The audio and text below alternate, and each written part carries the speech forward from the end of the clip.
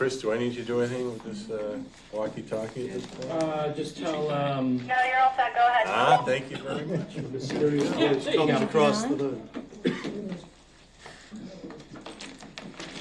Oh, okay. I'm going by the clock in the room, which apparently is 2 minutes fast, but since we've already been called to order, let's stay in order. we are now at 6 p.m., so. Thank you. Thank you. So we'll start with the roll call. Chris, you want to do that? Yeah. I'll put it to later. All right.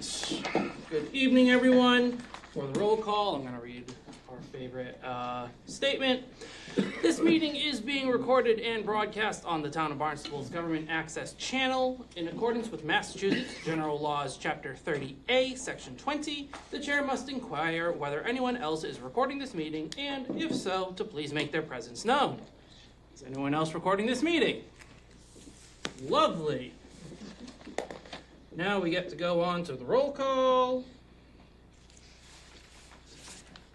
Luis O'Neill. Glenn Snell. Gonna be here. Butch Roberts. Here. Tom Camberary. Rob O'Leary. Here. Z Crocker. Present. Brian Hughes. Here. Scott Horsley. Here. Paul Neary. Gordon Starr. Here. And Chris Clark. Here. All right, excellent. That is roll call. Before we move on, I do just want to introduce, she's here, right? Hiding behind Rob is Kelly Colopy. Some of you may have met her virtually or in person at some point. Kelly is the communications manager for the DPW, my boss. She has been out for a few months, but now she's back. She's assisting us. It's still going to be me as the point person for this committee, but just wanted to introduce her. I don't know if you want to say a few words or whatever, or... I mean, it's great to be back in the swing of things. Thank you so much, Chris, and I look forward to hearing from all of you. Hi, Gordon. I can see you waving. Oh, yes, sorry. I was in the middle of... Just blocking his face with. Sorry, Gordon. And then just a point of order with, obviously we are now allowed to do hybrid meetings. With that, every vote when there is a hybrid attendance, i.e. tonight, it does have to be a roll call vote. So I'll facilitate that. Yeah, that's roll call. Do you want me to do the approval of the... Well, I was going to ask if anybody's read the minutes and wants to make a motion for approval or edits. I would comment they're very thorough. Thank you. Very much so. Thank you. Good record. Thank you.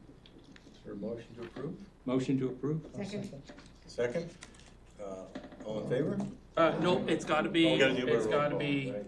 Roll call. Go ahead, Chris.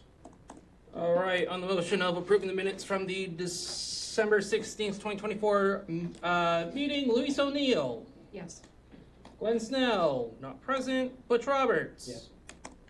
Tom Camberary, not present. Rob O'Leary, Yes. Z Crocker, Yes. Brian Hughes, Yes. Scott Horsley, Yes. Paul Neary, not present. Gordon Starr, Yes. and Chris Clark. Yes. And Tom Camberary. And Tom Camberary. Lovely. Here. Excellent. With that, obviously the minutes are approved. All right, and I want to add one item on minutes before we move on. I was speaking with Chris about this before the meeting. I would like to have a sort of running tally of, I guess what we're going to call draft policy recommendations. Because the idea here is once we get done with this, we're going to have a list and we're going to revisit it, and then that's going to go into the report. But I think it'll be valuable to kind of keep track of those. So I was discussing with Chris before the meeting. He's been looking through his minutes and trying to cull these out, and I think we have one that we could kind of put on the table tonight from the last meeting. Chris, do you want to try to articulate that? I mean, I can. So essentially from the last meeting, it was the discussion of how to implement innovative alternative septic systems. And it really breaks down to two options, two paths, both are feasible, and it's should the recommendation be made that IA systems be used in place of or in addition to parts of the CWMP?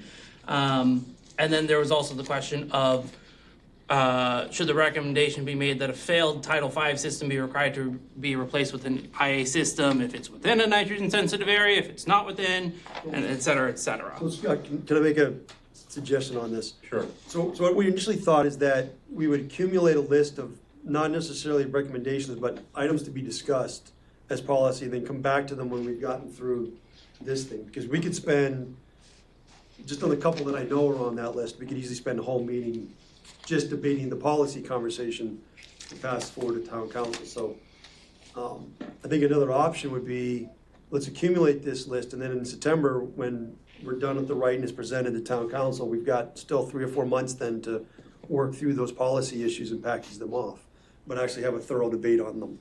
So that's what we were thinking was gonna happen. Well, I agree with that. However, I think since we're gonna be doing this for 6 or 8 months, it would be helpful, I think, to have it recorded to, you know, if we do come out with some sort of a draft recommendation to reconsider, it might be nice to formulate that and get that into the record. That's my thought.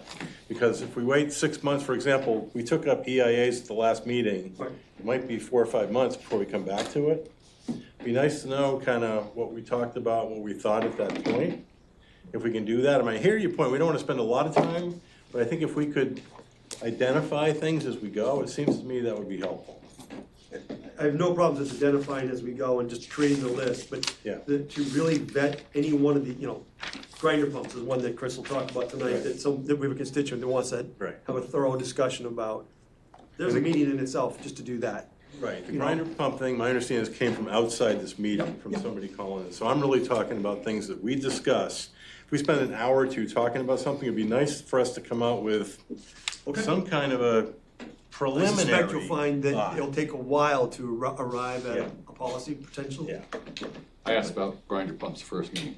I'm sorry? I asked about grinder pumps first. You did, meeting. okay. So- So, yes, Chris? I'd just put it on the table that not all recommendations are going to the town council, and some might go to the Board of Health. So maybe we can, you know, choose, so whoever has that jurisdiction. Yeah, I mean, for now, what I'm doing, I'm literally just putting it down with Understood. what I will understand it as, kind of throwing a few talking points, and then we can delineate between, you know, Board of Health is gonna decide about this, Town Council is gonna decide about that. So, I'm happy to keep that list going. Good idea. Do other people have a thought on this, how we should do this?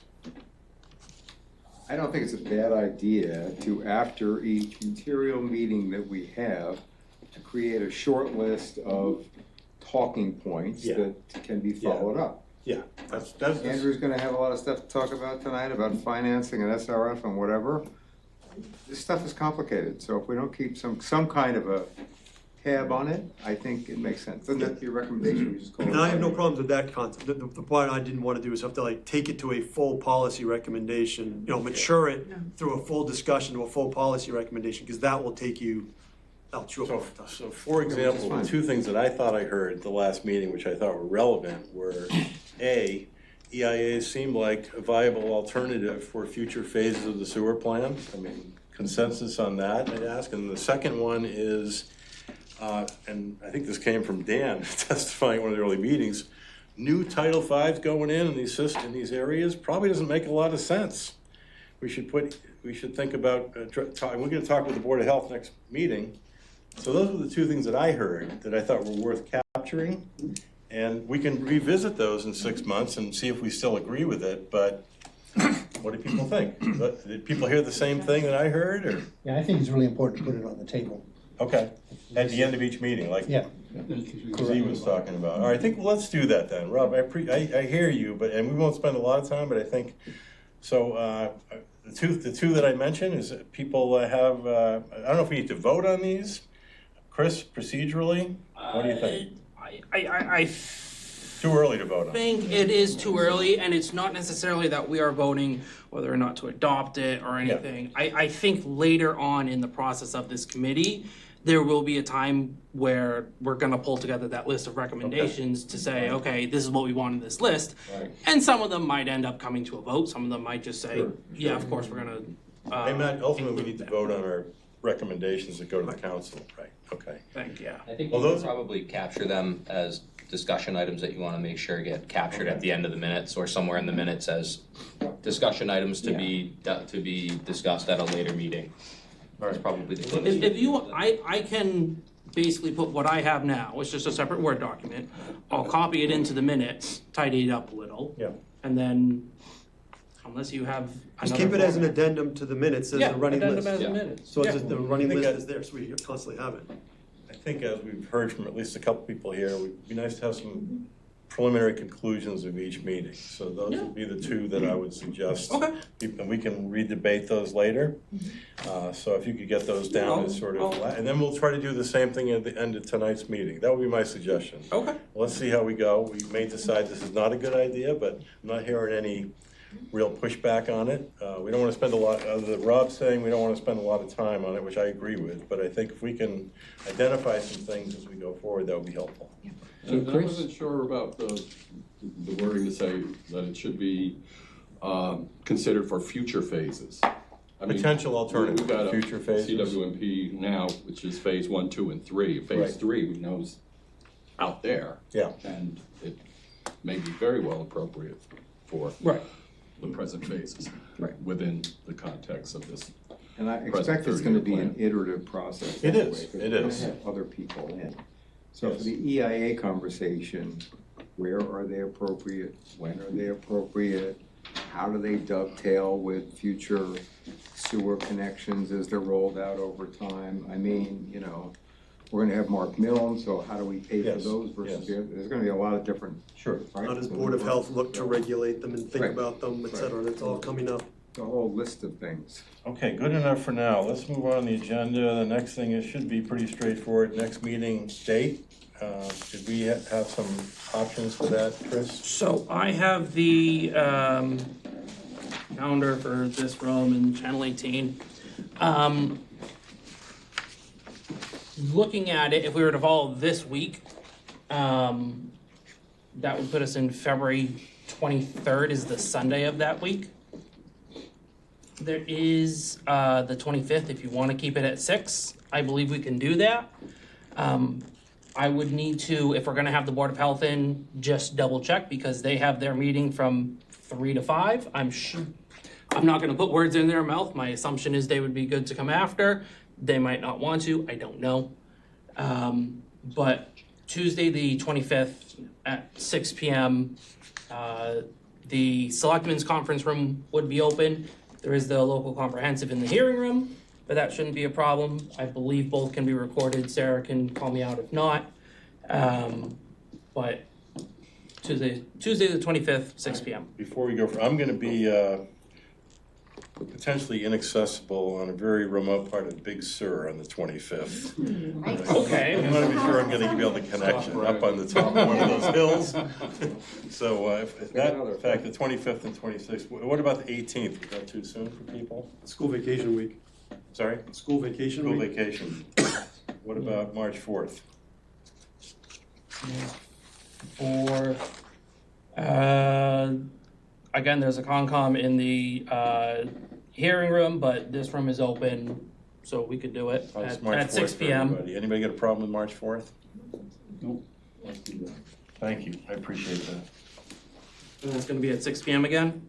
I think that's an okay time. 6 PM, very good. Thank you. All right, this gets us to our main item tonight, and I'm tempted to introduce Andrew, but I'm gonna let Rob do it. Go He told ahead. me he doesn't want me to do it. Good. Yeah. Have a seat. Annie and I have been involved in this for a long time. And I must confess that Andy was the expert and I was not. You get all the credit. I'm a history professor. My PhD is in history. I have I couldn't explain the nutrient cycle if you asked me to.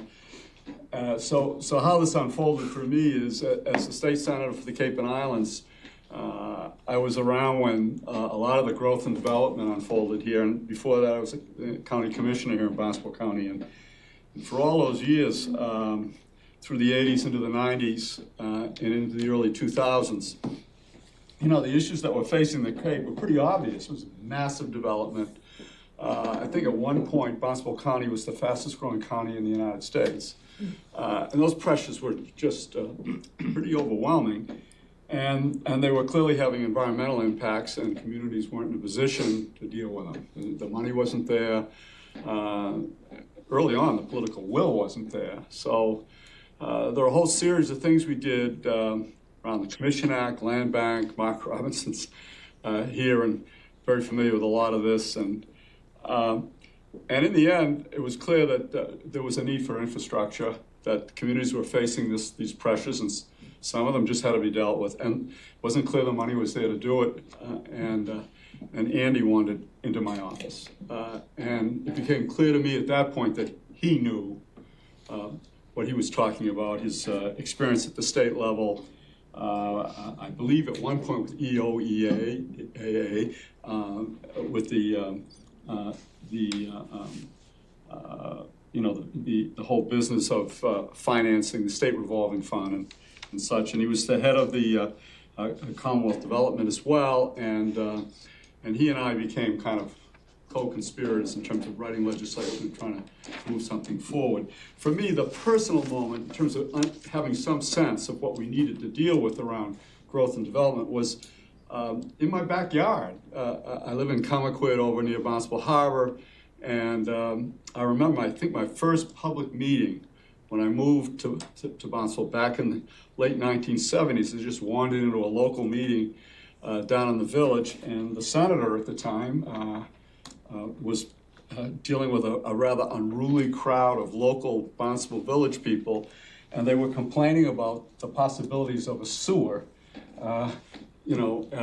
coming into Barnstable Village to deal with the whole business of the jail and all of that. And at some point in that discussion, someone came up with the idea of sending a pipe down to the harbor and sewering a place called Cobb's Village. As almost like an add-on, as best I could figure out. And if you know that area at all, and if you've been around for a long time, you know that it used to be tiny little cottages, sort of sprawled along the waterfront there, down a series of roads. And after that sewer came in, if you go down there today, it's wall-to-wall houses, with 5 and 6 bedrooms, cheek to jowl. And there's a problem. It created that opportunity. It was a response to a problem, but it also created its own set of problems. So Andy came forward with some ideas about coming up with building some language into the bill that would force the communities to recognize that when they did build sewers, there were going to be impacts, and they needed to be prepared for those, and have language there that would, at least mitigate some of those adverse impacts as they unfolded. So he's the expert. I was just the politician in the room trying to be helpful, and I'm going to turn it over to Andy and let him explain what we were doing, because I still don't understand it, Andy. And, I'll try again to explain. And whatever you told me, I've forgotten. So anyway, so I'm going to turn it over to Andy Gottlieb. Thank you. Anyway, Rob. Thank you for coming, Andrew. Rob undersells his role in moving this thing forward. So without him, we wouldn't get it. So the specific question that Rob and Scott asked me to talk about, how the growth piece is dealt with in the SRF. If anybody wants, I won't force you unless you want it. A quick overview on how SRF financing works.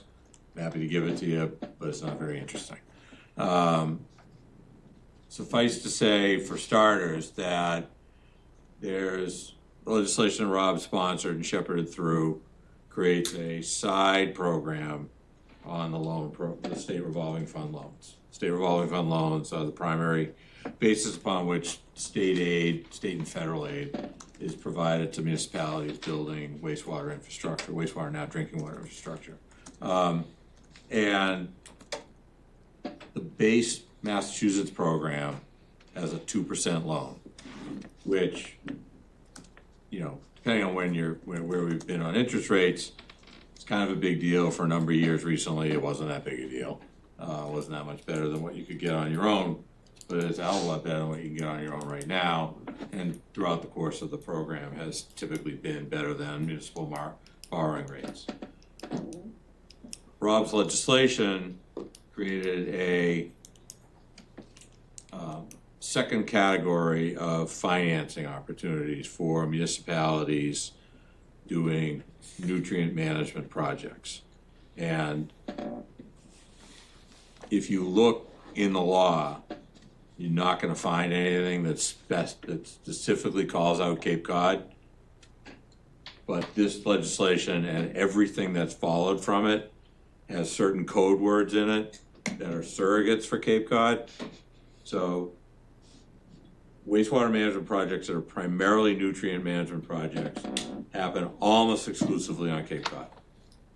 This program is technically available to other communities off Cape who are doing nutrient management projects, but because most towns in Massachusetts already who are going to have wastewater infrastructure already have it, a lot of the incremental projects that they're doing aren't nutrient management projects. They're, you know, upgrades, tweaks, rebooting and revising a lot of existing facilities. So it's really, by and large, designed and has functioned as a carve-out for Cape Cod. And what it provides for is for a no-interest loan program, principal only, for nutrient management projects that meet certain criteria. The most important of the criteria are, and this is what's replicable, is consistency with the Cape Cod Commission 208 plan. That's the secret language that everything else that's been done has been built on. You won't find Cape Cod anywhere. You'll find 208 consistency or some iteration of that throughout 4 or 5 major pieces of legislation that financially benefited the Cape. It was a cute, neat way to not get into an argument with North Shore legislators or Berkshire legislators about why their region deserves special credit. When we were able to talk about it in terms of a nutrient issue, it blunted that geographic competition that would have made it somewhat more difficult to build a consensus to move it through 2 branches of the legislature. So you have to be consistent with 208, and and the commission will make the determination about whether the municipal plan is consistent with 208 or not. That's their jurisdiction. They notify DEP, DEP checks the box, they met that criteria, on to the next one. The one that's of more substantive concern for tonight's discussion, I think, is this concept of no net flow. So what the legislation means versus what it might exactly say is that your post-implementation of your plan, in most instances, the way it was envisioned at the time, your post-sewering, wastewater collection, treatment, sewering plan, the amount of flow that you have cannot exceed what you are authorized to have under the zoning and Title V in combination at the time your plan was approved. So basically, you're capped at what you are otherwise allowed to do. That's different than what your existing flow was at the time, right? Because you've got dwellings generating a certain amount of flow. That number is lesser than what was conceivably allowed under the zoning and application of Title V at the time. It is that larger number that functions as the cap, okay? The legislation is silent on how the town chooses to allocate that flow. It is entirely within the municipality's discretion whether it allocates, let's say, you had twice as much flow authorized as what you currently had.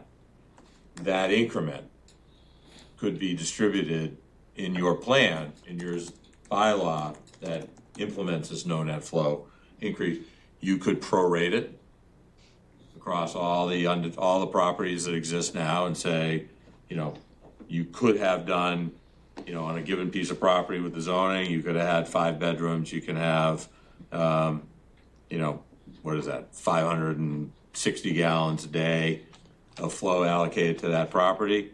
You can, you know, whether you had a 1-bedroom house there or a 5-bedroom house there. If that's what was authorized and what you could perk, that's what you could say, that's what is allowable for that piece of property. You could say, we're gonna decrease density and intensity of use in a particular area. That change in use authority there results in a decrease of 20% of what the flow is for this district. And we're gonna change zoning such that it could be allocated to an area where you upzone and encourage density. So how you do that is entirely up to the town. There are a couple of methods that DEP has developed in their regs on how towns can demonstrate compliance with no net flow. There's a presumptive approach, basically, and the regs are pretty clear about how it runs. Basically, you take, you know, existing flows for existing development at the time. Let's say your plan was approved in 2015, 2014, 2015, not an uncommon time frame for a lot of towns. What existed then? What were the water meter readings on those properties? You know, that serves as a basis. Then once the undeveloped undeveloped properties, you apply the typical water use that's typical of what the development pattern would be there. You come up with a calculation of the unutilized portion, and you get through the process pretty quickly. It's math. There's a town-specific method where if a town says, I don't like that, my circumstances are such that doesn't really work for us. Our water use is driven by, you know, really small uses or abnormally large uses, that if you took those out, our residential demand would look somewhat different. And then basically you make your case. And you say, you know, you document, this is what we think flows were historically, why that's true, why that might differ from the presumptive approach, why you deserve some special credit for it, and provide them all that information. You know, a lot of towns, Falmouth, Mashpee, Barnstable, Orleans, Chatham, Harwich, have all gone through SRF in the time since this happened, have all qualified for zero interest, have all passed the bylaws that meet the standard. It isn't rocket science. And it's not that precise. So it's an easy enough exercise to do. When we did it in Mashpee, and we basically took Falmouth. Falmouth basically took Chatham's. So there's a lot of similarity in the methods. The really important part is how you want to allocate, and whether you just want to default your historic distribution pattern, or you want to use it as a tool to do something. Those are the two big kickers on zero interest. And then, you know, if you qualify for it, and as I said, I'm not aware of any town on the Cape since the bill passed in 2009 that's got an SRF loan and hasn't gotten a zero interest. You guys? We've not done it yet. You haven't done it yet? Okay, so you've been paying too? Okay. Well, 1.5 because we're housing trusts. we're housing. Okay. So you're paying this, you're in the standard program. But I know that Orleans has been at zero, Mashpee's been at zero, Falmouth's been at zero, Harwich was at zero, Chatham was at zero. And I know that Dennis and Yarmouth plan on going at zero. If they can, you sure as hell can. It's not that big a threshold, hard a bar to jump over. Added on to that, and so the original legislation was 2009 to 2019, under the false impression that creating a time-limited opportunity for cheap money would motivate towns to actually do something. 2018, that legislature added 40 years to the duration of the zero interest program, so it currently runs through 2059. The second piece that's been added on to that but is utterly and completely independent of the growth controls piece, is the 25% principal subsidy from the Cape and Islands Water Protection Trust Fund. So qualifying for an SRF loan is the sole way and basis for getting access to the 25% subsidy from the Cape and Islands Trust. There is no secondary qualitative assessment. Eligibility for state SRF loan is the trigger and makes you eligible for that funding.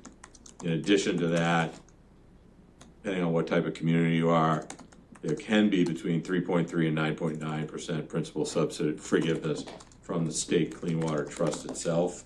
I don't know what you guys qualify for, if anything. It's been the 3.3. I think, yeah, most Cape towns are 3.3. It's all kind of gateway city, EJ oriented. The Cape doesn't do particularly well in that formula. So it's not uncommon if you qualify for the zero interest, pay principal only minus 28.3%. Okay, so. Andy, so thank you. So two questions I have. First one is maybe a clarification. Sounds like there's an existing flow when the town gets the initial 0% grant, but you're talking about zoning. So that essentially becomes the build out, right? It's not existing flow, it's authorized flow. Authorized flow. Which is different than existing, and it's not the time you get the SRF loan, it's the time your CWMP was approved. But the town has the right to grow within the zoning, which would be essentially the build out of the sewer area. In order to qualify for the differential buy down of the interest rate from 2% to 0, you have to commit to a zoning or bylaw mechanism that limits your post sewering plan, CWMP implementation growth to the flow that was authorized at the time your plan was approved. That's what caused, so just to continue the story from when we were writing the CWP the first time, when we were discussing this with the then town council leadership, they were not interested in that restriction. So at that time, they did not want the growth restrictions that they envisioned as they saw that. Now, that's currently being reconsidered. And Rob, that's because they wanted to allow the potential growth beyond that, potentially? That was my understanding. Okay. Well, let me ask a second question. That is, the term of the loan is 20 years? Term of the loan is variable based on the desires of the borrowing community. What's the range? Cambridge doesn't borrow in excess of 15 years. Most Cape towns are borrowing for 30. Okay, so up to 30 years. My question with that is, what happens beyond 30 years? Are the restrictions limited to 30 years? I mean, I know that sounds like a long time, but it's not a long time. When you sign a loan agreement, when you get a loan, you sign a loan agreement that binds you to the terms and conditions that you agree to as part of the loan. So if you agree to zero interest and you violate that, you change your zoning and violate it during the life of the loan, you're on the hook for all foregone interest and you are in default of your loan. After 30 years, I don't know. But what's typical, if you think about how these are going on the Cape, is these loans are these projects are in phases. Yeah. So you might be on, sure, my first project regulatory agreement I signed in 2010 is gonna expire in, 2030. I can change my zoning. Yeah, that's great, except if you've got 2 or 3 subsequent loans that have 10, 12, 15-year tails on them, you jeopardize all of those loans. Rob? Well, I guess the question is, does the state have an enforcement mechanism in the SRF process? They have a penalty, but not necessarily an enforcement mechanism. In other words, the Clean Water Trust does not have an enforcement staff. They don't send the environmental police down? They do not. Okay. They do not. Now, the thing to remember here is the growth controls are not a prerequisite to getting an SRF loan. The difference, as Barnstable exercised its free will on, is whether you want to pay interest on it or not. If you want to pay interest on the 2%, knock yourself out. There's another limit, though. There's also a provision in the regs that no less than 85% of the flow. Let me rephrase. No more than 15% of the flow of a collection system project can be for new development that didn't exist as of January or April 1, 1995. Okay? 1995. Odd date, right? We're there now. Huh? Odd date. The reason that date was, and I wrote those regs, the reason we picked that date was that was the last time that, prior to these recent changes to Title V, apply to Cape only, that was the last time that DEP had modified Title V. And the idea behind the funding is to remediate existing problems, not to subsidize municipal growth. So the idea was, we're funding you at a state buy down of interest to fix a water quality problem. We're not subsidizing your system so that you can incur additional growth and create additional problems. So that number has bounced around over the years. Used to be 2/3, for a while it was 75%, and just checked now, it's up to 85%. Has some caveats for housing choice communities and for downtown smart growth district density. So you do have some wiggle room under certain circumstances, but your meat and potatoes sewer extension project is intended to capture existing units that were, and existing is defined as 1995. So is that actual flow and not the theoretical allowable? That's actual flow, based that's on- real flow. Which is just simply based on water usage by the water departments. Yeah, and if you're not, if you're a private well community, it's a little more challenging to demonstrate those numbers, but they have methods to do And it. on that one, wouldn't some of these communities you mentioned be beyond 15% of 1995 currently? The standard's there, and I know they look at it. Right, okay. Wouldn't the authorized amount be the amount under zoning, and Title V, so each. The authorized amount for the purposes to qualify for zero is zoning plus the Title V overlay. So each house says, if it's 3-bedroom house, it's 330, let's say. 4-bedroom. A 4-bedroom. Yeah, the presumption is 440 an acre. Yeah. And that's the Title V presumption. But if you're in an area where you know it didn't perk, and you said, I'm gonna make this really dense housing so it looks right on my map, but I know they can't perk anything, then that reduces the flow. You couldn't allocate 440 to that house. So Rob, I have a question for you. Given this, how did you calculate the flows for the sewer district for the plan relative to existing flows? So when we got into this conversation, it became very clear very quickly from town council leadership that they were not, for the reasons that he just spoke of, they were not interested in engaging in that. So we didn't have to go through the exercise of comparing what we were in 1995 to what we are now, those sorts of things. But are your projected flows per the existing zoning, or how much upside did So you what we get? did is we looked at water usage of each individual home there, and then took 90% of the water usage, and then assumed a certain amount from nitrogen to that, and that's how we got our flows and loads coming off that. On top of that, there's a build-out projection, Yeah. which is based on the existing zoning, yeah. So why wouldn't you take Sound- Title V flow? Make it simple. Why wouldn't you take Title V flow? Because we had the water use data, and it was a lot more simple. More accurate. Yeah, more accurate and more But it simple. constrains you, because that the regular water flow is usually half the amount of Title V. But again, we weren't trying to do that as a 0% offset. We were just trying to decide for the plan, what are the flows we're gonna get from these neighborhoods? So we wanted an accurate number coming from those neighborhoods.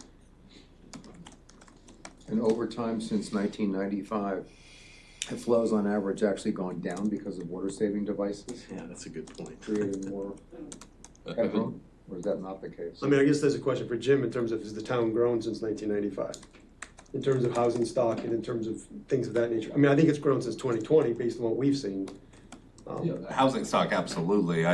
We don't have the numbers of water use, or I don't have the numbers for water usage. But you can sort of roughly translate, if absolutely. you've got a third more housing stock in here, then your water use has gone up. I think the key. You have a lot of things that run against, counter to one another. Yeah. Water saving devices, increase in intensification of use, either through rentals or year-round conversion, and outdoor watering.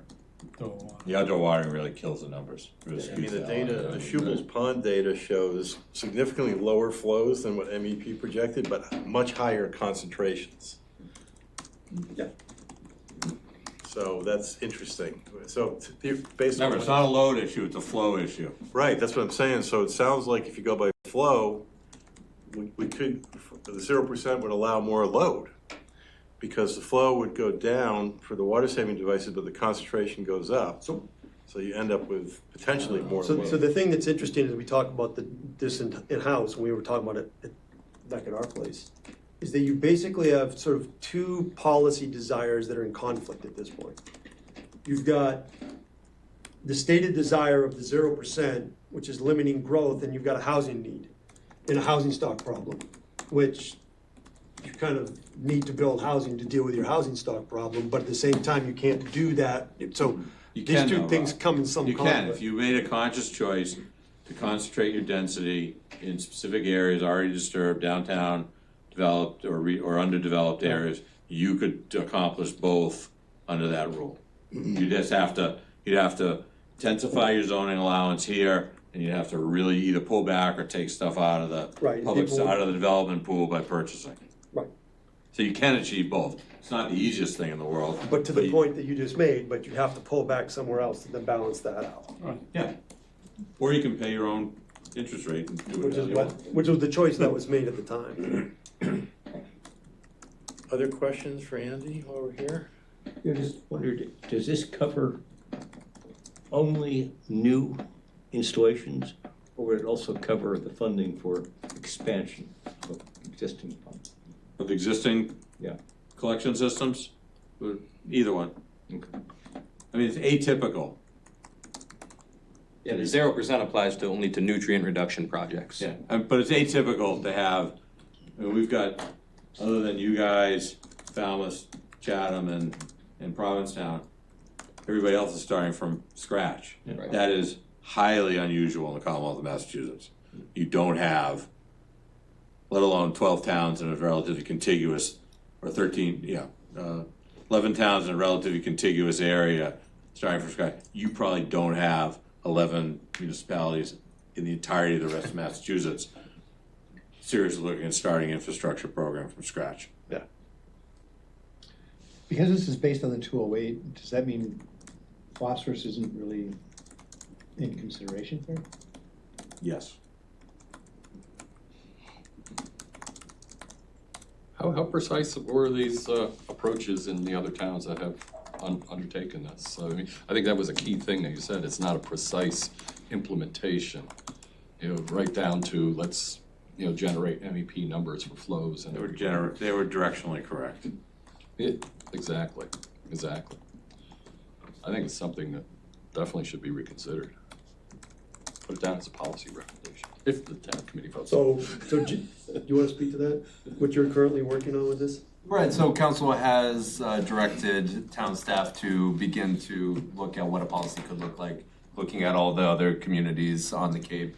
There really does seem to be, and correct me if I'm wrong, but there seems to be two models essentially, and there's the Falmouth Mashpee model and more of the Harwich model, which was kind of a more broader looking back at the CWMP and pointing directly to the CWMP. So we are providing a basic presentation to council to give them an understanding of exactly what Andy just kind of ran everyone through here.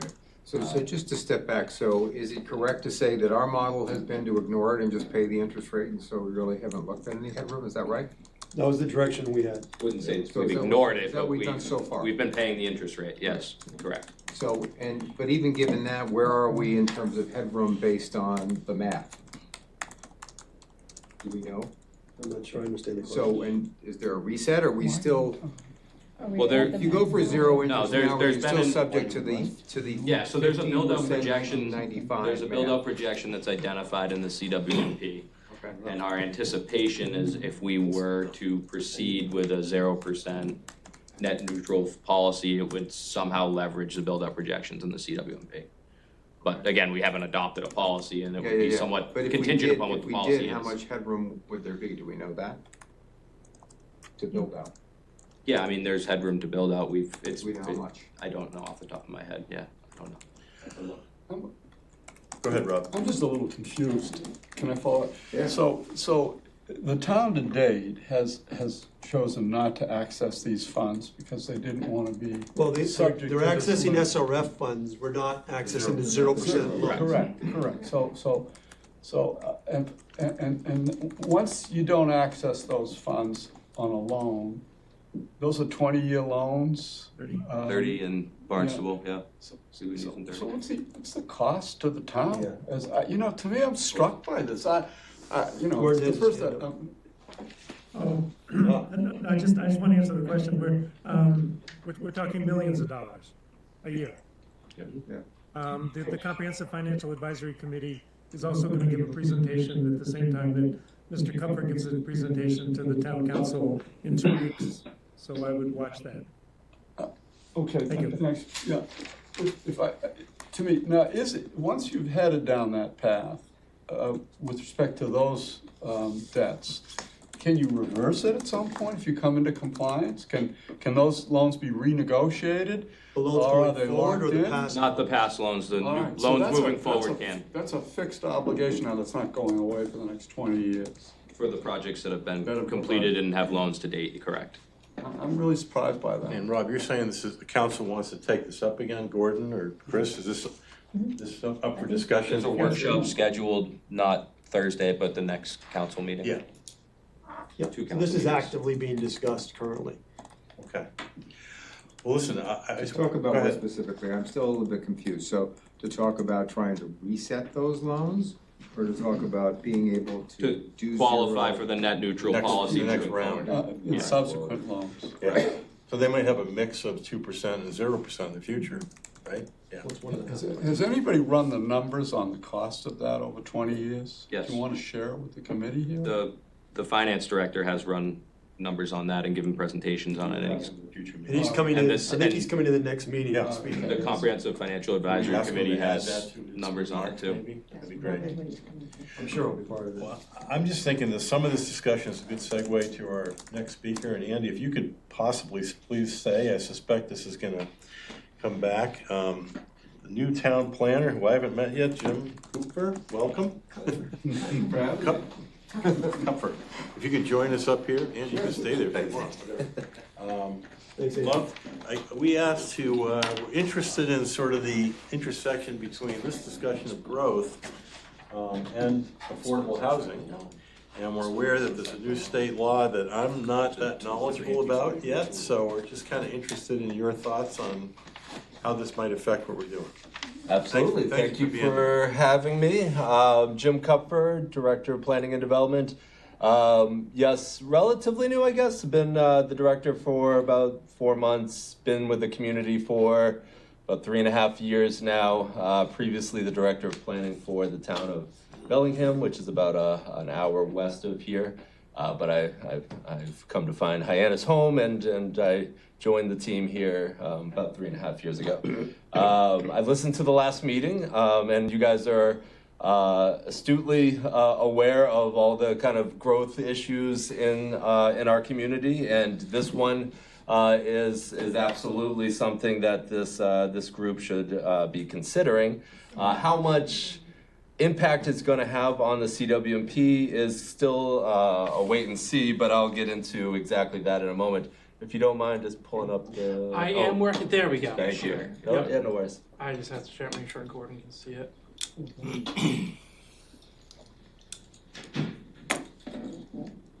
Can you see it? Gordon, just checking, can you see the presentation? Yes. Excellent. And Gordon, you can always call me anytime if you want to go over this a little further. Excellent. So, accessory dwelling units. Yes, the state has recently passed the Affordable Homes Act that has an updated accessory dwelling unit requirement across the Commonwealth. So every community must adopt a bylaw ordinance that allows for accessory dwelling units. Barnstable already had one, so we were somewhat ahead of the game, and I'll get into exactly what that looks like and how it compares with the state law. So what is an accessory dwelling unit? Generally, it's a little apartment on a property. Barnstable defines an accessory dwelling unit as a self-contained dwelling unit inclusive of sleeping, cooking, and sanitary facilities incorporated within a lawful principal single-family dwelling or within a detached building accessory to, and on the same lot and in the same ownership as a lawful principal single-family dwelling unit. ADUs as proposed are subject to regulations requirements regarding rentals, square footage, bedrooms, occupancy, setbacks, building heights, etc. So this ordinance has been around for a few years. We started really discussing it in earnest in 2020 with the Zoning and Regulatory Subcommittee of the Town Council. With the housing choice legislation, it really picked up steam. This was something promoted at the state level at that time, and the council took it up in 2021 as a potential zoning amendment. The council did modify it, and these are two key things that I really want to highlight here. When the council did adopt our local zoning ordinance for accessory dwelling units, they specifically added a rental requirement. So either the principal dwelling or ADU, but not both, may be rented at any given time. I'll tell you shortly why that's very important. Secondarily, it spoke to allowing for a special permit if you have a slightly larger ADU. So our local ordinance allows for a 900 square foot ADU, and that's habitable floor area. So it could be in a real reality, it might be slightly larger than 900 square feet. But for habitable floor area, if you did exceed that even further, there was an opportunity to seek a special permit from the Zoning Board of Appeals. So those two aspects were strictly added from the town council at that time and ultimately was adopted in 2021, July of 2021. We did run the numbers with the building department this couple weeks ago just for this meeting, and we have 44 accessory dwelling units since the adoption of that ordinance. So we're running about 11 a year that have been added to our housing stock, essentially. Now, the state, as you guys rightly mentioned, passed a law that stated that, again, accessory dwelling units are required across the Commonwealth by right. And so since we already had an ordinance, we sat down with our legal team and said, okay, how does this relate? What are the inconsistencies?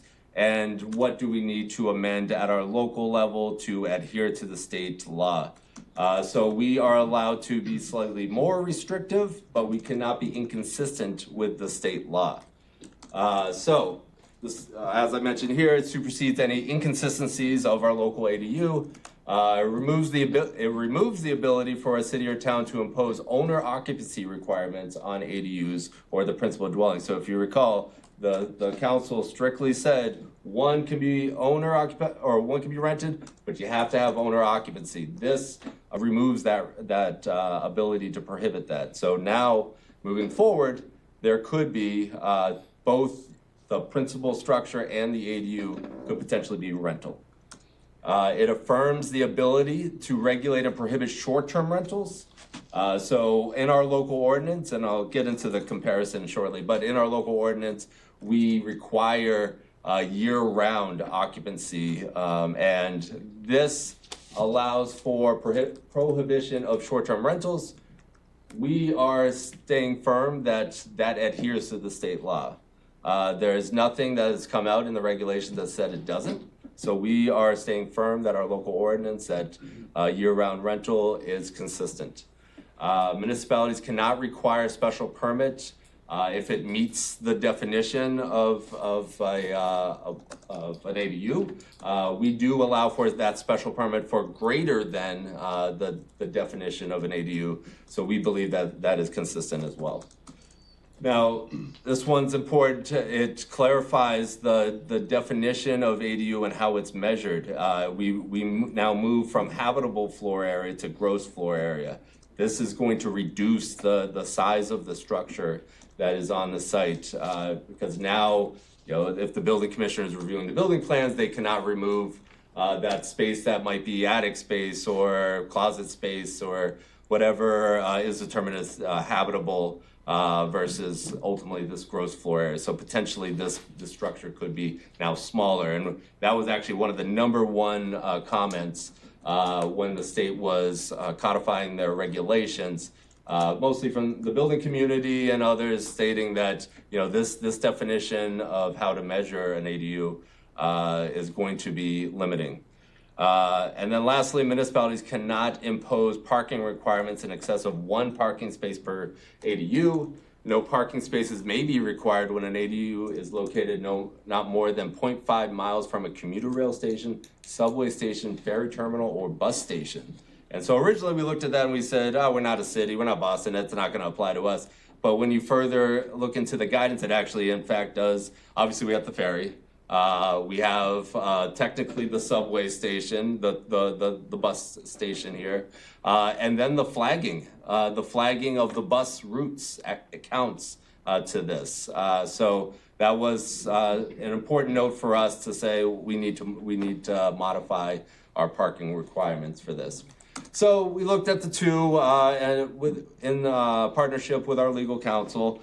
And there are a number of items that are needed to be amended in our local ordinance to adhere to the state law. And that is currently being worked through the process. The town council has had a first read of the accessory dwelling unit zoning amendment, and it has moved to the planning board. The planning board has provided their recommendation, and it's going back to the town council. I believe it's for February 6th, so that busy night for February 6th. So quickly, I'll go through again the differences to make sure we're comprehensive here. Number of ADUs allowed per lot. The town of Barnstable requires one per lot. And there is no variance allowance for a second one. The state has changed that, and so we have to amend ours. So 1 per lot. Special permit required if you want to seek an additional ADU per lot. So that special permit, again, goes to the Zoning Board of Appeals. Primary residence, this one more or less meets the local standard. Essentially, you need to essentially have a shared corridor or hide the main separate entrance. Doesn't really impact us greatly. Number of bedrooms and occupants, our local ordinance stated 2 bedrooms, 2 occupants. Special permit needed for more bedrooms or occupants, and people under 18 are not applicable. It's not a requirement in the state act right now, so that's something that's kind of in the air at the moment. We're not adjusting that, but likely that might come back for further discussion. ADU size requirements, again, as I mentioned earlier, habitable versus gross floor area. We have to make that change to be consistent with the law. Zoning requirements, all of our standard zoning requirements do apply. So our setbacks, our building heights, etc. Those all still apply.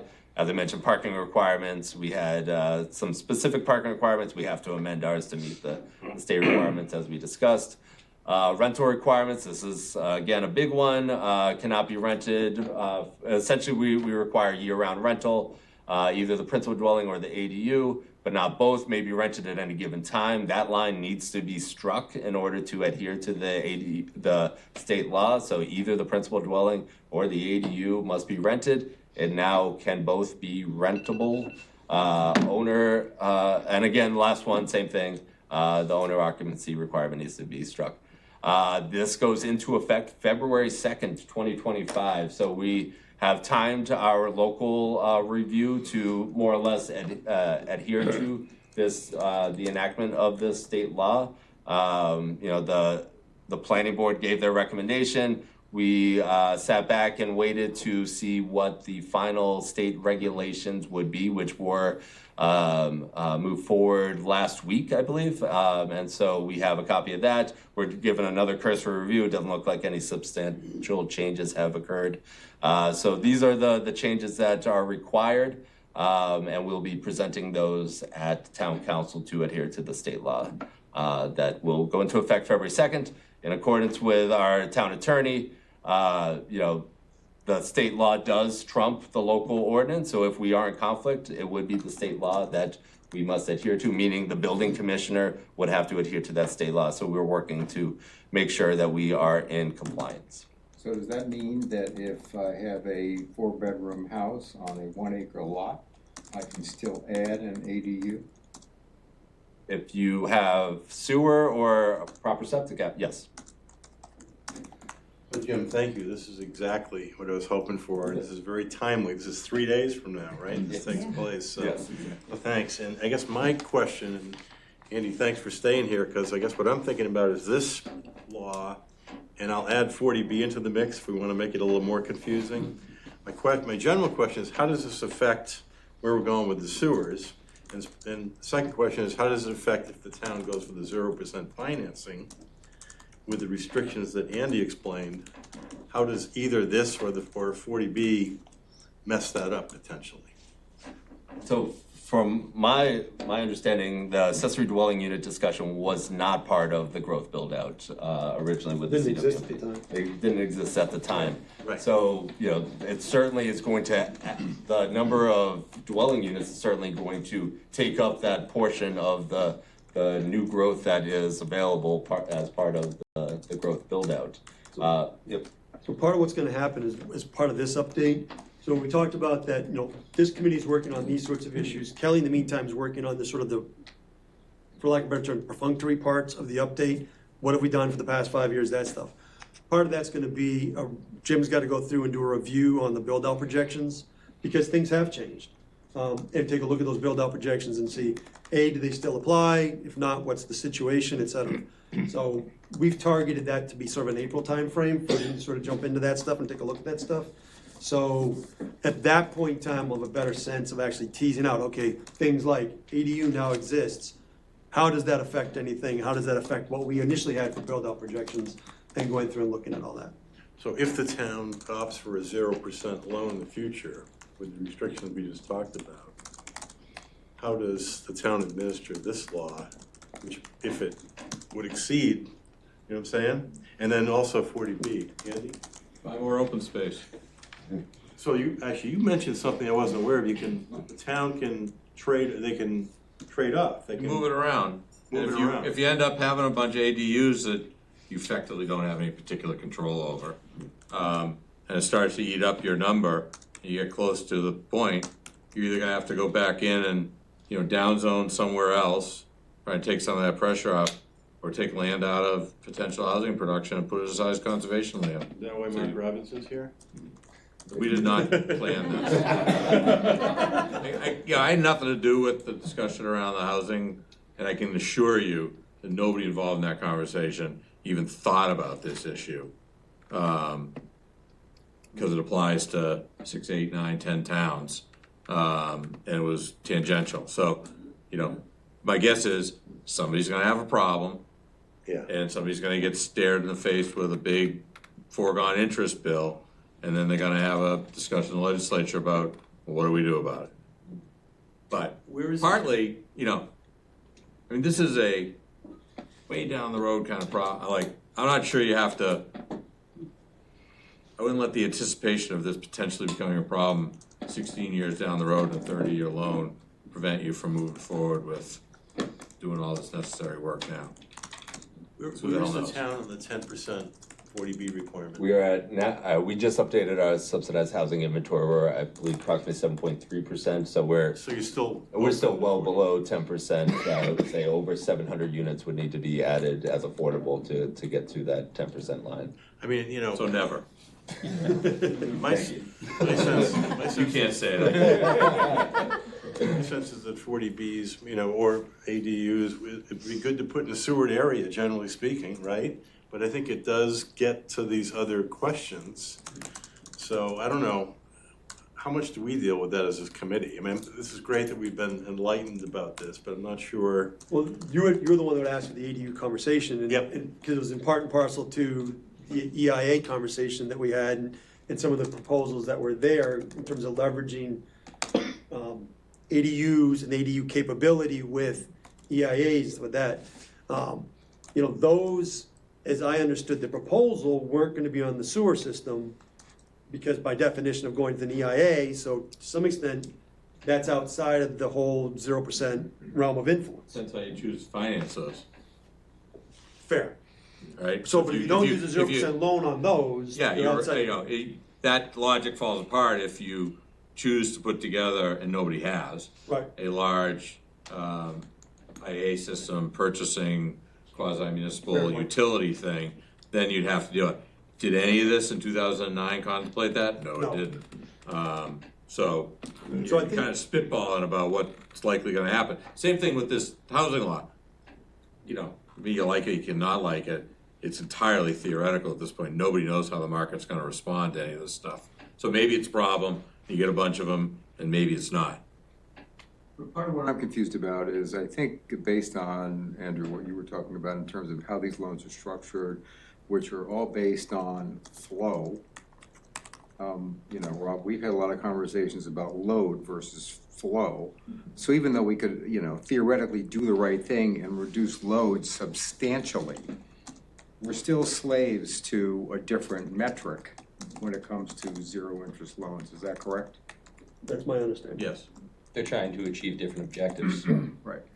realistically. I mean, they came about at different times in the Cape's development. I mean, and Rob, and I've never actually heard the preamble you gave tonight, which was actually very interesting because it kind of really explains obviously what the 0% loans trying to accomplish relative to where we sit today with different objectives, different state objectives in the Cape and things of that nature. So that's interesting. I think that, to your point, Scott, earlier, I think as we're rolling through the discussion that you brought up, which I thought was a good discussion about, look, can you incentivize ADUs by saying, look, you're currently on a lot that's restricted to 3 bedrooms, we'll let you do 4 bedrooms, but you're gonna have to put it in EIA. What this conversation suggests to me, and I'm certainly not the final thought on it, is that that's gonna be good in places we're not gonna ultimately sewer. You know, if we're not gonna ultimately sewer, then we're sort of assuming we don't use a 0% loan to finance them, then we're probably fine there. However, if it's in an area that we will ultimately sewer, then we're gonna have to look at how that affects, if we wanna go to 0%, and I don't know if the town council will decide that, I'm not gonna presuppose that, how that plays Although I together. think that, you know, we're talking lately, Scott and I were talking, you know, it seems that Wellfleet is gonna be able to go to SRF funding for EIAs. But they might just go straight funding, not 0% funding. I mean, you can, there's a choice there I too. don't know that.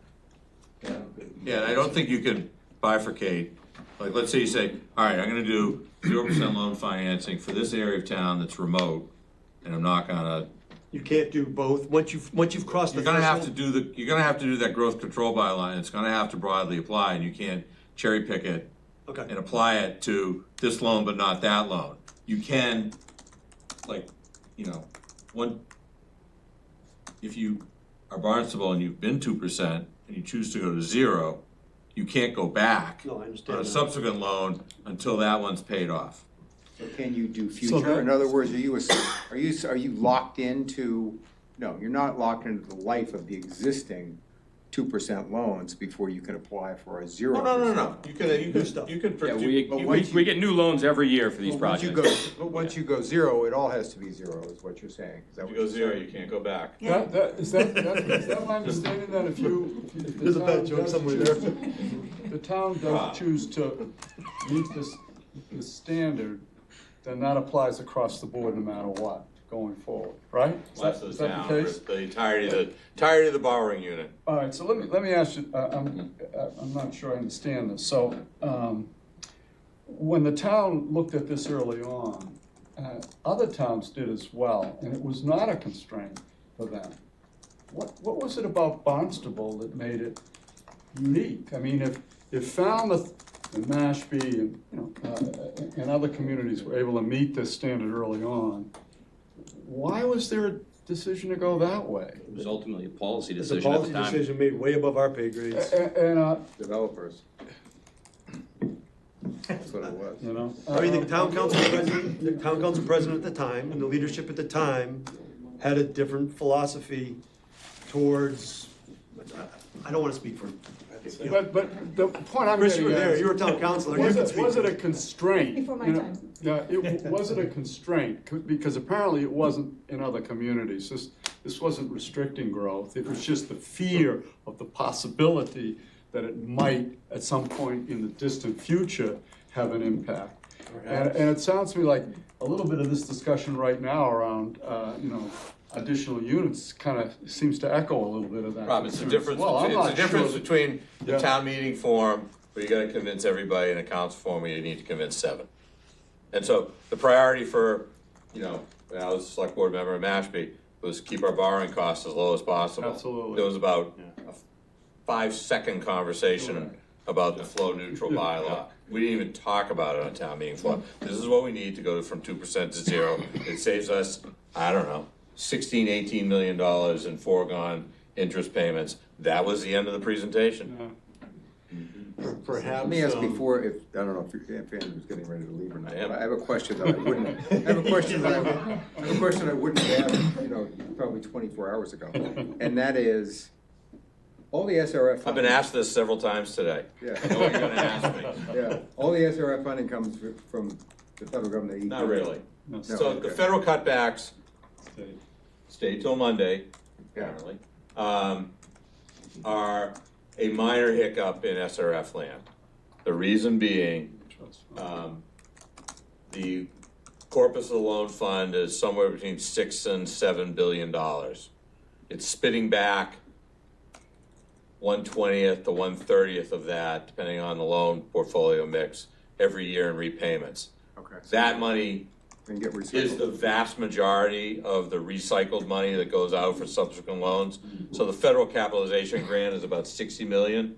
So it's trivial. It's not nothing, Right. but it doesn't drive the So we bus. can leverage our own So money you to don't do it. have, and that's, all that money is state money at this point, it's run by the Clean Water Trust, Right. not clawbackable by the feds.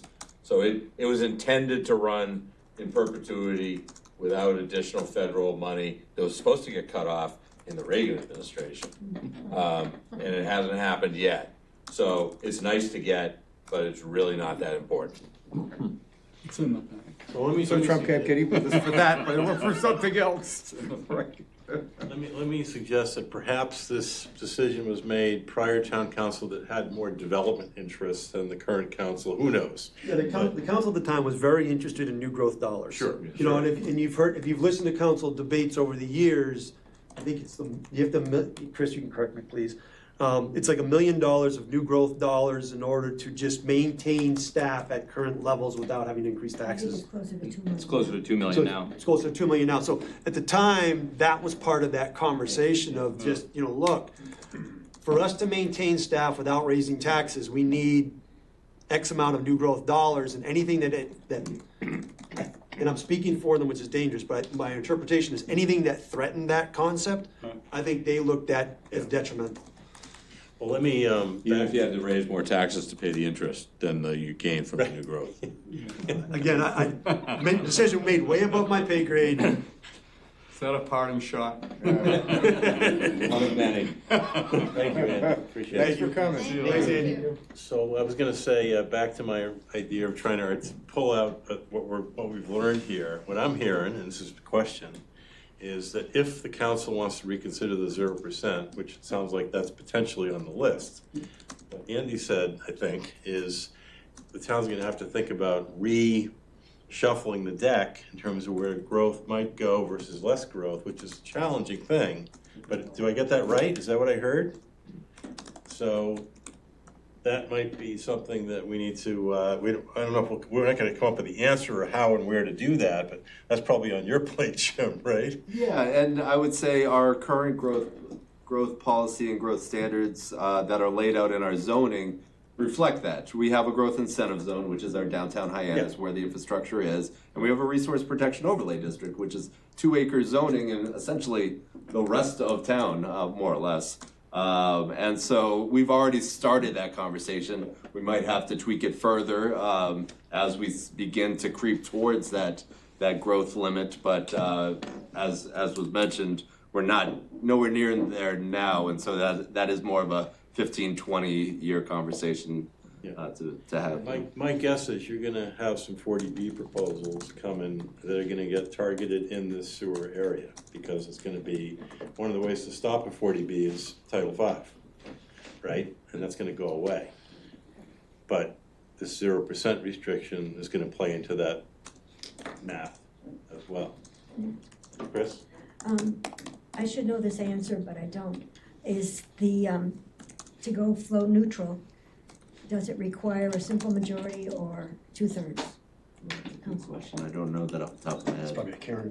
Yeah, well, we'll get that for you for our workshop, but I don't know that. That's critical. Do you plan to look at the other bylaws in the other towns, how they have implemented it? Because I think that's gonna be a key thing to see how into the weeds they got with this.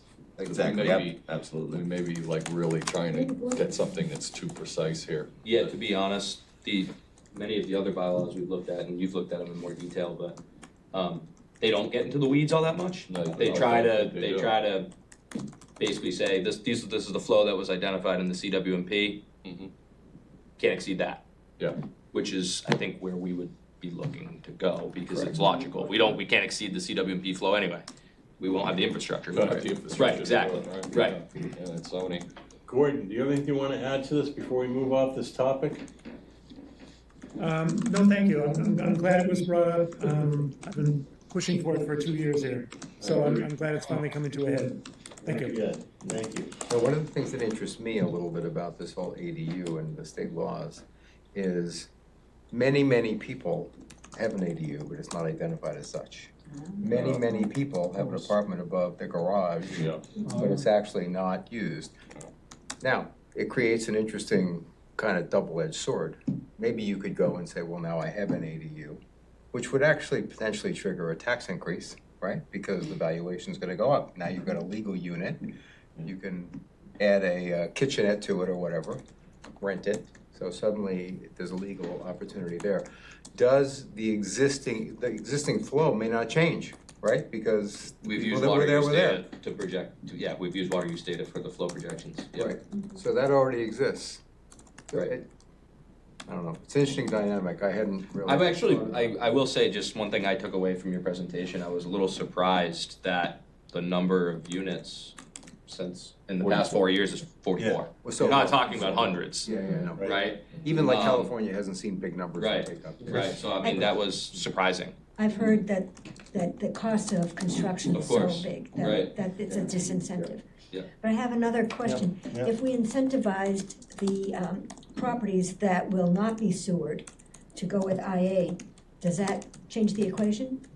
I don't know if there's enough movement to Because of reduce- SRF, you mean? Yeah. Well, only if the town goes for SRF funding for EIAs, which is now potential, but that's not on the cards right now, right? Yeah, No, is that what you, for any. I'm not sure I understood your No, question. but if the town goes for zero on the sewer, and I think Chris's question, if you do a EIA ADU out of the sewer area, that won't affect. Well, not necessarily. Is that what you were asking? If we can Spend incentivize, an EIA in general. if we can incentivize property owners who are not gonna be are not Sewered. targeted to be sewered, and it reduces the nitrogen load,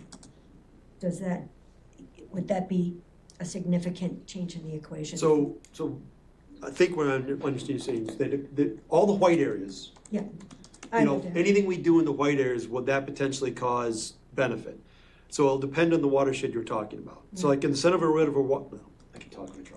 The Centerville River watershed, there's a significant portion of that watershed that was not required to be sewered, that didn't do it. Some of it's gonna depend on sub-watersheds and some of that. We'll have to run it back through the model. But, and correct me if you feel otherwise, but broadly speaking, yeah, it can help. It will certainly help. I think one of the things Scott and I have talked about a lot as we've approached this whole process is, to me, my thinking is the CWP is the minimum we have to do to make regulatory compliance. The community may decide, and I would argue should decide, but that's just me, Rob Steen personally, not DPW. We should do more, and we should be, you know, I think there's a real salient conversation to the point earlier about if you live in a nitrogen-sensitive watershed and your Title V naturally dies or you sell your home, should you be allowed to put another Title V back? You know, that's a big conversation to be had. And then does the community take a role in that? Or is it just like in the old days when I lived under the water tower in Centerville and my cesspool died and they said, sorry, kid, you gotta put in a Title V, you can't put a cesspool back.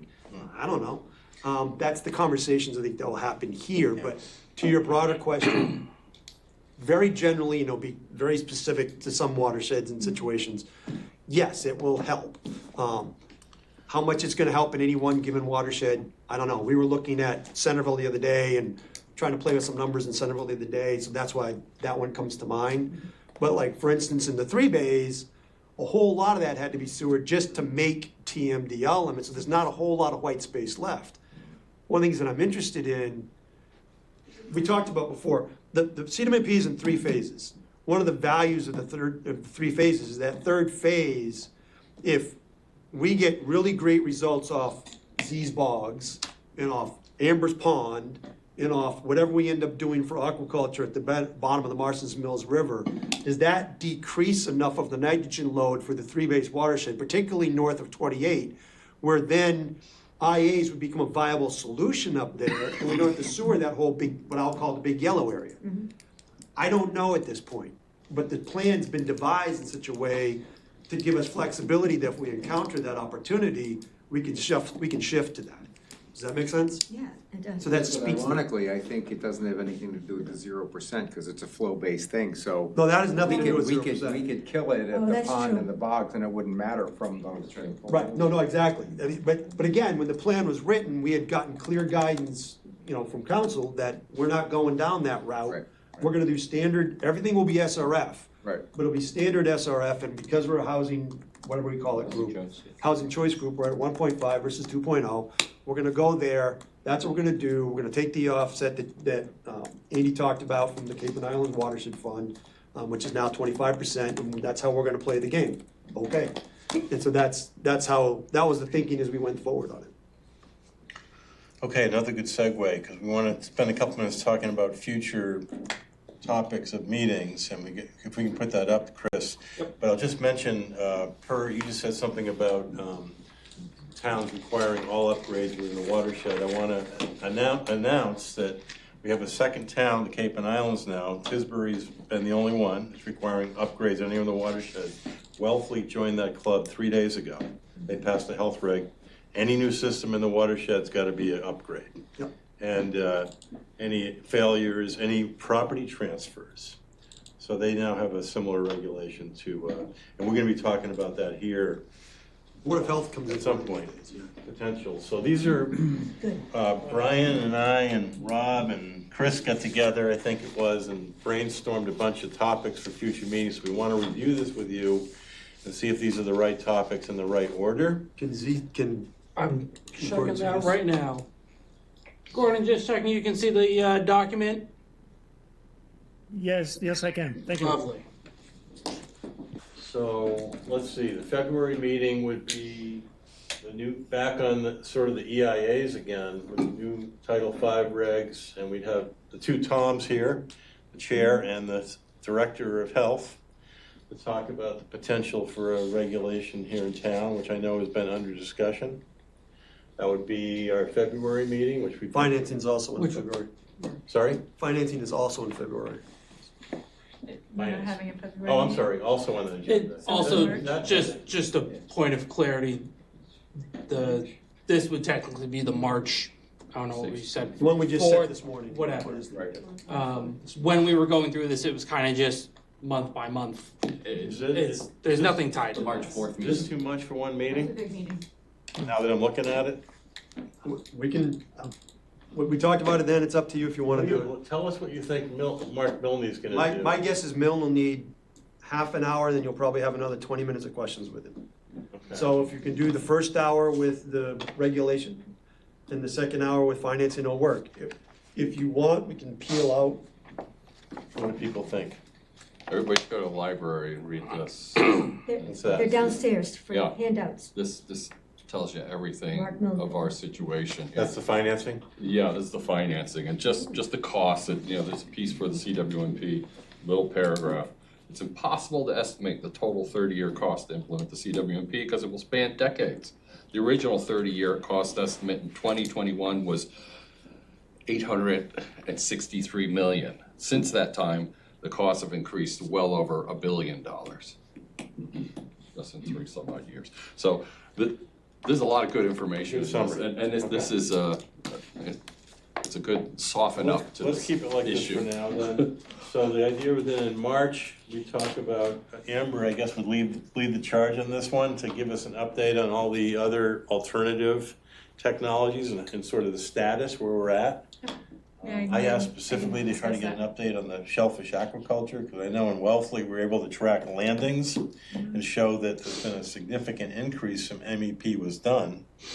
And we have the Cape Cod Commission technology matrix that lets us transfer that to at least estimated load reductions. Yeah, I don't know how our shellfish landings have increased in the town over the last 25 years, but I'll work with NEA to get that information.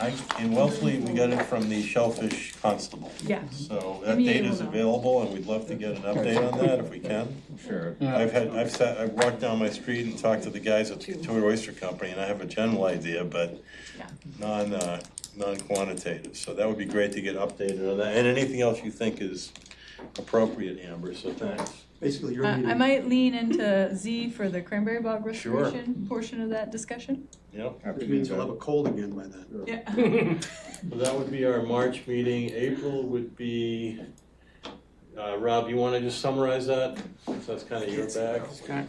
Well, it's just the update on that. You wanted an update on where the water pollution control facility is with terms of its upgrade, and then the effluent discussions, and then, yeah. And just just to kind of put my take on that, we had a good meeting with CDM Smith and on the effluent disposal and the limitations with the mounting. I think it'd be good to get the committee updated on, and I was kind of interested how that relates to each phase of sewering too. So if you can, I don't know how we do that, or how you do that, but that would be good. Yeah, my thoughts, Scott, looking at that, is that's a huge topic and to look at, and there is a lot of information on it, and a lot of information that I would like to review, to tell you the truth, the modeling that's been done. I'd also like to know what's been done with looking at the mounting at the site, and just the whole approach of the 9 wells to be located around to mitigate a potential future mound and to take care of the 4 million gallons of water. And I think I read that those wells would be pumping 2 million gallons of water a day, which is just about it's just about what I guess Hyannis is pumping now on a daily basis, 2.3, 2.5 million for the water supply for Hyannis, and the whole issue about reusing the water, and the cost of treating it to RO. I read the 2024 annual report that talks. There's still language in there that looks at the RO and saying that the town is considering adding RO to this upgrade, and I wasn't clear whether you're talking about the upgrade that's happening now under this, this amount. I'll give you a teaser on that. That's what we're going to talk about then. Yeah. So, but to your point on that, so the current upgrade now is for basically to take nitrogen from what we're currently achieving. We're regulated to 10. We're getting 6 milligrams per liter of effluent nitrogen. This will take it to 3. That upgrade involves having a 4-stage Barden flow followed by a membrane bioreactor. Both that technology allows us in the future, if we get driven to a PFAS limit, to do either of the 2 options to deal with PFAS, either GAC or RO. If we get to that point, and the way we'd be thinking about RO is if we get to the point where we've got a PFAS limit on the plant. So if the state comes through and says all the plants have PFAS limits on them, there'll be, I think, a real discussion about do we go with GAC or do we go with RO. RO effectively lets us then make basically distilled water. And what does that then enable the town to do, and what does that prevent in terms of other potential pollutants in the future coming through, because at that point you're state of the art. But that'll be the debate that'll happen then. There is no intent at this moment to stick the RO unit on the back of the plant as part of this upgrade. It's all predicated on really what's gonna happen with future regulation on plants regarding PFAS or other things that may drive us to another level. What this upgrade does do, though, is it is providing an effluent quality that then those technologies can deal with.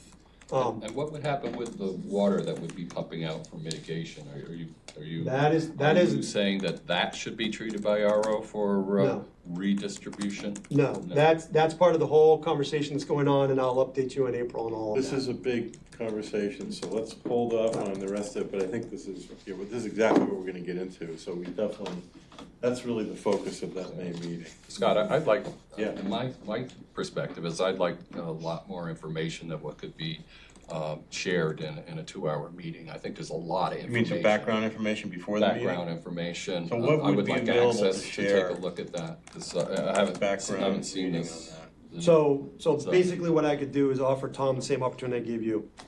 So we'll Yeah. sit down to Carolyn, and you can sit down and talk to Carolyn about all her modeling and go through all the modeling. Yeah. And go through all the things that she's done. And, because Carolyn is our CDM Smith modeler, who's done all the I modeling. wouldn't mind if Tom wants to do that and anybody else.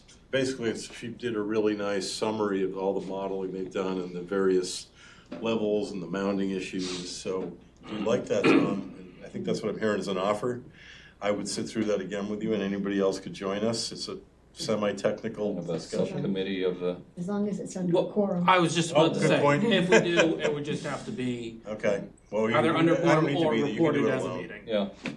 Yeah, but that's fine, Tom, and I think that, you bring that expertise to our committee, so certainly want to enable you with all the background. Okay. So thanks for requesting. Thanks for the offer, Thanks Rob. for providing it. Yep. And, Actually, perhaps somebody like Mark Milne could send us his slide deck or something like that ahead of time so we could look at it.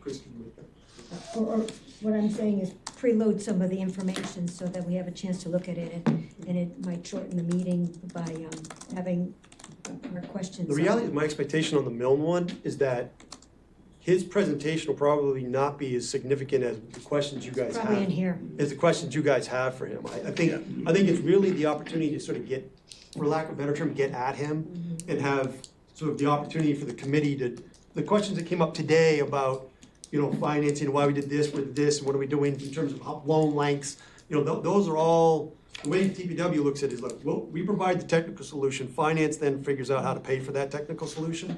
So those kinds of questions are questions that they can answer. Yeah. And so I think a lot of that's gonna be that ad hoc or ad lib discussion between all of you and he. So just to finish the discussion here, just so everybody's aware what else we got on here, that we're gonna return to looking at the CWMP, as it says, through the lens of the comp plan. So Jim, we're gonna have you come back, if that's okay? Excellent. And, Glad to be back. That'd be great. You're such a bad liar. Every evening, you've got a meeting every evening here. I know, I saw your name a few times over there. No, it shouldn't be. And that leaves us June, July, and August. We're starting to formulate the plan. So I guess one question I just ask the committee either now or think about, are there topics that we don't have listed here that we should be getting into? Because we still have time to add or schedule or something. But this is what we came up with. The only thing I'd say is that we really want to go to, because of the timing of everything, we really want to go to town council in September with whatever it is we prepare and are done in terms of the actual plan update. Not just like the policy conversations, but the plan update. We do So have give two- yourself time to actually formulate Yeah. a plan, and then we can write it.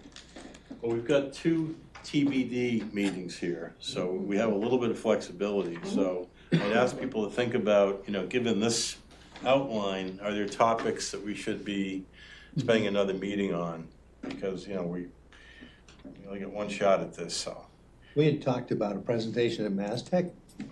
Okay, MassTech, on what they're, to the EIA discussion? Exactly. I don't know if we could you scroll back up. Is that a presentation, or do you want to go? I thought that was a We had tour. talked about. That I believe going was brought there. up as a tour. Not necessarily within these constructs. Yeah. And they have just constructed and opened an education center over there, so they would probably be more than willing to demo that, not only walk around the site, but do a little presentation, so that's a good thought. So we could make that an option for people to go to as a field trip, is that how we do it? Under a quorum. If it's under a quorum, yeah. What's the quorum? 7, I think. Okay. So how do we proceed on this then? Do you want to do a sign And up? I can also say, it can either be under a quorum, and everyone can kind of just Or we go call on it their own, meeting. or we Okay. say. Either way. Yeah, or we say, there's going to be a meeting. How many people you would want to go? Show of hands for starters. 3, 4. Maybe 5, okay. Well, why don't we, you want to reach out to Brian Baumgartel and find out when he would be willing to host such a meeting? Are you willing to do that, Chris? Yeah, I can do that. Take one thing off my plate. And then we can offer, maybe get a couple different dates. Good, thank you for making. Yeah. And anything else, again, you don't have to tell us tonight, but Brian, any thoughts? Yeah, one thing I was thinking that, especially with Mark Milne coming next meeting, if we're leaning towards saying town shall require property owners to go to EIA systems under certain conditions. How do we pay for that? How's the town help person pay for it, or do they not help? Yeah. Okay. Well, we can probably fold that into that same discussion, but that's a good point, yeah. Can I say one thing? Yeah. The town of Falmouth is grappling with that issue. You can't subsidize an IA system on a private piece of land, that's private ownership. So they're looking at approaching their legislators and creating a tax credit that people could apply for, and even a tax refund where money would come down from the state that might help subsidize that. So that's I'll connect Brian with them. And Gordon, just a little update on that. I spoke to the people in Falmouth because they called me about what's going on in Wellfleet.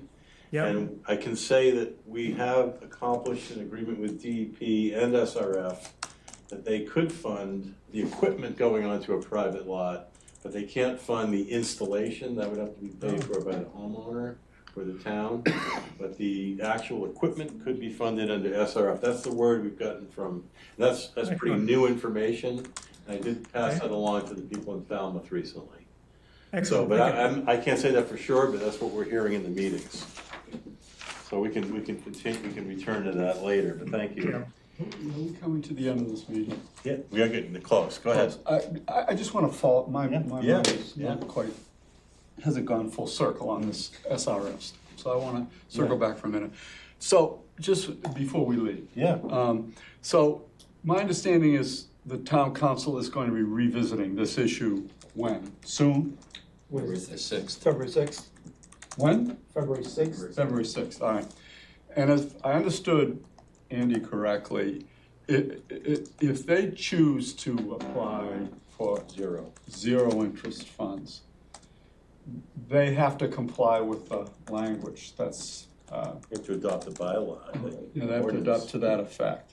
So that's before the council in a couple of weeks, correct? It's a discussion. It's a workshop, it's not a vote. Oh, it's not a vote. Okay, I didn't understand that. Workshop, it's information. Okay, so I guess, so the question, and my other understanding is it applies to the whole plan, whether it's sewerage or any other units as well. I think it does. I don't think if you're not financing, like if to the EIA part. Correct. As I understand it, if you're not financing them through SRF, then it doesn't apply. Then they're not inside the sewer area that's ultimately going to be sewered, then that flow. They're part of the plan, aren't they? Part of the. Not right now. Not right now. So we can identify where the land use controls apply to. I think that's part of what could happen. That's if that was what chosen. Rob, I think the way it might work is if next year the town decides to go for SRF to continue the sewering plan, it obviously only applies there. But then another year, if the town decides to go for SRF for EIAs, it might apply to that then. Then we'll have to think about it. Right. Then at that point, that may. So the town can make a decision each step. But if Is that your understanding of it as well? It's a bylaw apply townwide or to a sewer district? I thought it was townwide. I thought it was townwide. Yeah. That's what's confusing me a bit. But it's to the sewered areas, or to the areas, that, as I understand it, it's to the areas you're utilizing SRF for, for sewering. That's what I It's thought. really kind of sewering based, and so I don't think at the time they didn't envision what we're really starting to talk about, which is EIAs and how to deal with EIAs as discrete on-lot systems that aren't part of the municipal system and aren't necessarily affecting the municipal growth. I mean, this is all stuff that's gonna have to get talked out, which is why that's a workshop. We technically have to have land use controls to control the project we're trying to finance, realistically. And that's gonna be very difficult to do for each project, so it would need to be a more comprehensive approach, but I mean, technically, the way we're building out the system, we're building out in projects. If there are land use controls and within that project, we probably could achieve what the 0%. But I just don't think that's gonna be a practical approach to that, so. That's the discussion, that's the debate to be had, the discussion to be had. I think this is a pretty, it is very complicated. Who wrote this law? Andy. I just want to, repeat what I said before as a question. Good idea at the top. I wonder if the town goes for the 0% and then a 40B or a bunch of 40Bs come along within the sewer district. That's going to increase flow. It's gonna ricochet through. But it's outside of zoning, because 40B is throw the zoning out. How does what happens then, I guess is my question. So it wouldn't have been contemplated in the full build-out. Right, the build-out projections calculate max build-out without on every parcel under current zoning, right? So it's not zoning. Correct, but not every parcel gets max build-out either. So I think Right? what I heard Andy say is the town has flexibility in shuffling things around. So, but That's I correct, think but the if calculations of the flow were based on max build-out in the areas that we're gonna be sued. I wonder if, I won't say if, I'll say when the 40Bs come, if that's gonna require the town to go back and fix something elsewhere within the sewer district. It's possible. It's possible. We can give ourselves a wicked ice cream headache tonight going down. I'm just saying this so that the town, we're gonna put this on you guys. Have fun. I'm not sure there's any real check or enforcement. Well, that's the other ability, question. or capacity at the state level on these So things. don't worry about it too much. I'm thinking that. I mean, I was in the room with Andy and Patty Daly when we wrote this regulation. My head is still spinning as to how it could be applied and not be applied and the various different options for it. And I think it's 0% is the pot of gold in it, and I think it's we're worth leaving money going on the for. table by not doing so. That's just. All right, well, I think we got a couple quick things to wrap up, but anybody else on topics or come to the next meeting or email Brian or I so we can discuss this, because we always, just as a reminder, Brian and I always meet with Rob and staff a week before on the agenda, so anything comes up, let us know. Otherwise, we'll keep to this format for now, this layout. So next thing on the agenda is committee check-in QA. What are we thinking about there? Just any other questions? Anything? Any other questions from the committee? Anything? Okay. Hearing none. Is there any public comment? Yes, sir. You guys are the most professional group that I've seen in my years here. Wow. And really, the level of contribution that you've given, the way you've expressed it, you better show up at the town council. You better be there. Really, Did you get that comment duly noted? Yeah, it's duly noted, trust me. Can you please bold that for us? Chair merit badge. He was the most professional chair. Thank you so much. Really appreciate that. Thank you, Brenda. Really appreciate that. Scott, just real quick. Brian. Yep. Brian. Go ahead, Gordon. I had one more. My thought was about you're going to meet the first week in March, and is the next meeting going to be the end of April? Should there be can we fit another meeting at the end of March? On the regular. That's a good question. I think that's good. It's up to you. Another one at the end of March. Because come April, the town council is gonna be going into budget season. So, yeah, it sounds like we will have 2 meetings in Good March. idea. That's kind of my fault. Sorry about that, but we'll have one the first week of March and maybe towards the end of March. Okay, We'll discuss that date at the next meeting. thank you.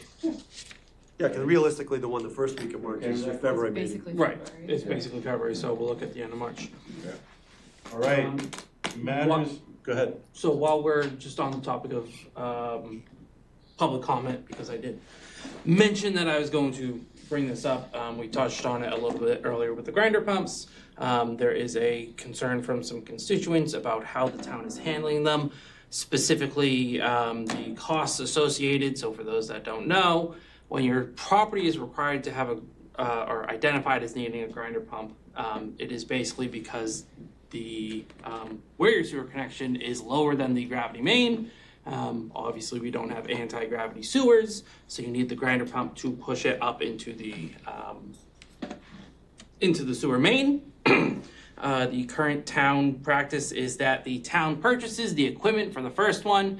It is then handed over to the licensed sewer installer. Sewer installer installs it, and then it becomes the property owner's responsibility. And some of the constituents that have reached out to us want us to revisit that practice and see whether town council would look at. So what I suggest is, Yeah. there is a constituent that's been very vocal about this, and what we've told them is that we'd certainly socialize with you guys that that question is out there. I would suggest we add it to the list of items to be addressed when we go through the policy items, because it's a policy conversation about how we want to handle grinder pumps, who pays for them, who maintains them, that whole conversation. And we add it to that list and address it then. And my question when we began this was, where could people look to see where they are anticipated to be used? People should know that, I think, ahead of time. There should be some way to anticipate that within your plans and within your designs, even in your preliminary designs. Sure, so we do notify residents prior to commencing construction. Our practice at this point is to send a letter to people we've identified that are going to be requiring grinder pumps, and informing them that they're going to be required to have a grinder pump due to the condition of their property or the design of the system. So that's our practice at this point. And so that notification comes in advance of starting construction, because that's when we have the final designs and we know definitively who's going to be impacted. So from a practical perspective, they have 2 to 3 years until they have to connect of notice. So there's no, let's say, first cut 25% design level. Well, we certainly do. We certainly do informational meetings on projects throughout the design process. But the design changes throughout the design process. So we don't. Our preference is to not alarm people during the design process. If at a preliminary design stage, we may think some homes may need a grinder pump, but we resolve the design or change the design intent. So that's why we do that at the final design stage. At least at this point, that's our approach. I may be even more self-interest. I live in the Long Pond area, and there's a lot of low areas there. You can come talk to me, and I can tell you if we think that it's going to be. Well, we haven't started design yet. Well, we have started. We have I'd like preliminary to know, design, but we haven't advanced it. So, but we have a good indication based on the topography, and so. All right, any matters not reasonably remembered by the chair? Is that a question for me? Yeah. I think it's getting late, isn't it? Yeah, it is. It is getting late. Drifting on. How about if I ask for a motion for adjournment? That's the motion. Yes, I'll make that motion. For a second. Second. All right, hang on, it does have Are to we be a gonna have roll to do a roll call. call on that Yep, one? I'm gonna do it real quick. Ready, Luis? Butch? Rob? O'Leary? Yes. Z. Crocker? Yes. Brian Hughes? Yes. Scott Horsley? Yes. Gordon Starr? Yes. Chris Clark? Yes. Everyone go home. Meeting's adjourned. Did you tell My name. You tell